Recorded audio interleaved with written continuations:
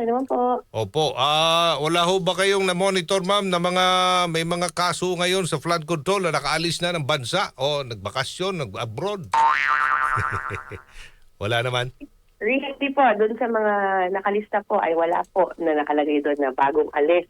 Bukod po doon sa mga nauna na nating na-report na umalis po na part, no, merong warrant of arrest. So far doon sa may warrant of arrest, may 3 pa po na outside the country. Sino ho to ma'am? Of course, si former Congressman Zaldico at yung 2 po na taga SunWest Incorporated. Okay. Meron na ba tayong whole departure order dito po sa mga taong ito, mga individual na sangkot sa flood control anomaly? At this point po, wala pa po tayong nare-receive na bagong orders. Ang pinakahuli po natin na natanggap is yung warrant of arrest issued by the Office of the Ombudsman rather, and then Sandigan, and then meron po tayong nakukuhang information na meron pong bagong batch ng bibigyan ng lookout bulletin, but at this point po wala pa po tayong nakukuhang bagong listahan. Okay. Itong si Cao Cheng ma'am, involved ito sa vehicle smuggling activities at may iniuugnay din ito sa mag-asawang Diskaya. So far, siya ba'y nasa Pilipinas pa?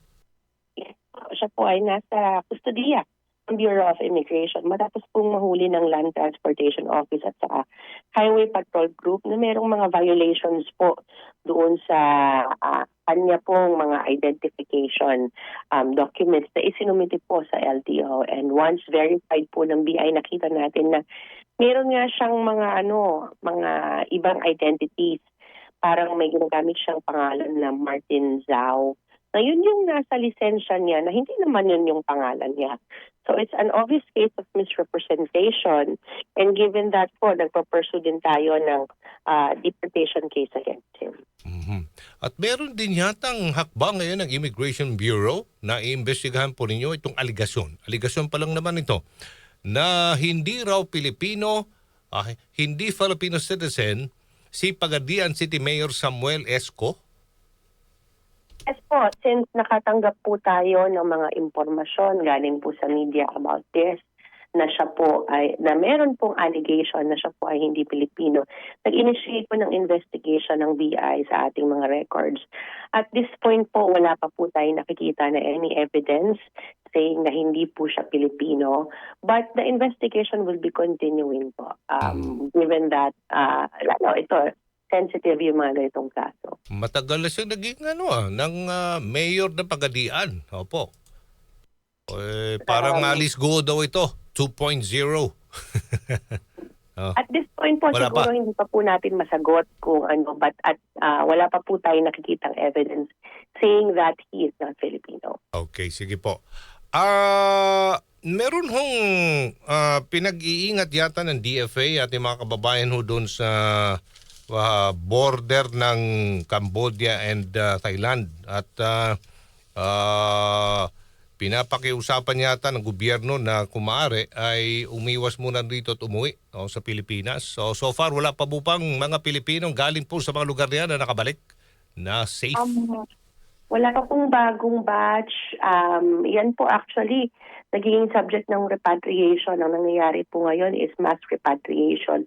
Dun sa mga kababayan natin, what is happening po is they are being transported from a third country all the way dyan to Cambodia, to Myanmar, dadaan po ng Thailand, minsan as far as Malaysia, tapos nakapaiba biyahe para lang makarating dyan.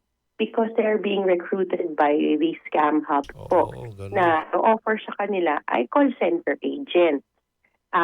Yan po ay paulit-ulit namin pinapaalala sa mga kababayan natin na wag pong mag-a-agree, wag pong papatol dito sa mga offers. Usually po niyan, radyo ang offer sa kanila is being given online on Facebook groups, on Telegram, yung mga nare-receive po natin ng mga message na interested in job offers, ganyan. may mga pumapatol po ng mga kababayan natin and accept these offers but only end up working for scam hubs. At doon po talagang lugi pa sila kasi hindi naman sila pinapasweldo ng tama. Tapos may physical abuse pa po na nagaganap. Okay, balikan ko lang itong flood control anomaly na baka iba dyan maigpit na binabantay na po natin. No? Iba dyan, may mga whole departure order na po. Paano po natin binabantayan ng husto itong backdoor kung saan po malimit ginagamit po nito mga fugitive na ito na labas-pasok sa Pilipinas, hindi na mo monitor ng Immigration Bureau. Dito ito sa Southern Philippines. Opo, go ahead po. Ito naman pong pagbabantay doon sa mga merong whole departure order and warrant of arrest is not just the sole work of immigration. Of course, ang lead dyan is yung ating law enforcement agencies, yung kapulisan. Ito pong mga backdoor areas na ito, doon po sa pag-aaral ng Interagency Council Against Trafficking, parang mga 5 po yan na mga areas of concern dyan po sa bandang south ng Pilipinas.